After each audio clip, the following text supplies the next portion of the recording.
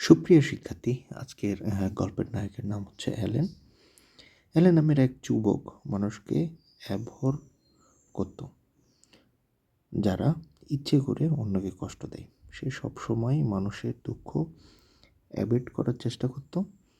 ছোটবেলা থেকেই তার স্বপ্ন ছিল সমাজের জন্য কিছু করা, তাই সে গরিব শিশুদের পড়াশোনায় অ্যাসিস্ট করত, তাদের জন্য খাবার অ্যাকিউমুলেট করত। তাহলে বোঝা গেল সে অ্যালেন সমাজের উন্নয়নে সে কাজ করত।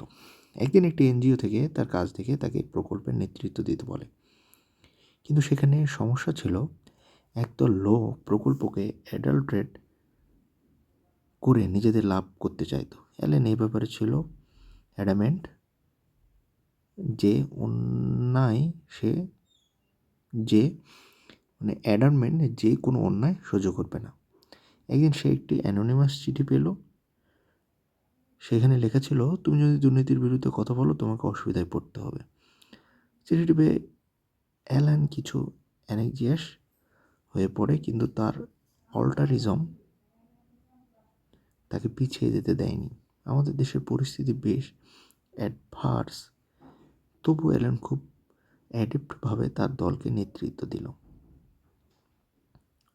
দুর্নীতিবাজরা তাকে অ্যানয় করার চেষ্টা করলেও সে দক্ষতার সাথে এগোতে থাকে। সে জনসমক্ষে দাঁড়িয়ে দুর্নীতি রোধের কথা বলল এবং প্রকল্প সততার অ্যাডভোকেট হিসাবে দাঁড়ালো। কিন্তু তার বন্ধু রিকি ছিল একটু অ্যামিভ্যালেন্ট। সে ঠিক বুঝতে পারছিল না কোন দিকটি ঠিক, কোন দিকটি ভুল। অ্যালেন তাকে বলল, সত্যের পথে চলা কখনো অ্যাবসার্ড নয়, বরং এটাই জীবনের একমি। অবশেষে অ্যালেনের প্রচেষ্টায় প্রকল্পটি সফল হলো। এলাকায় সমৃদ্ধির অ্যাবান্ড্যান্ট বাতাস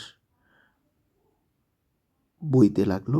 মানুষ তাকে সত্যি অ্যাডমায়ার করলো। কেউ কেউ দুর্নীতির কারণে সমাজ থেকে অ্যালাইনেট হয়ে গেল। অ্যালেন প্রমাণ করলো, সাহস, সততা আর মানবতা থাকলে কিছুই অসম্ভব না।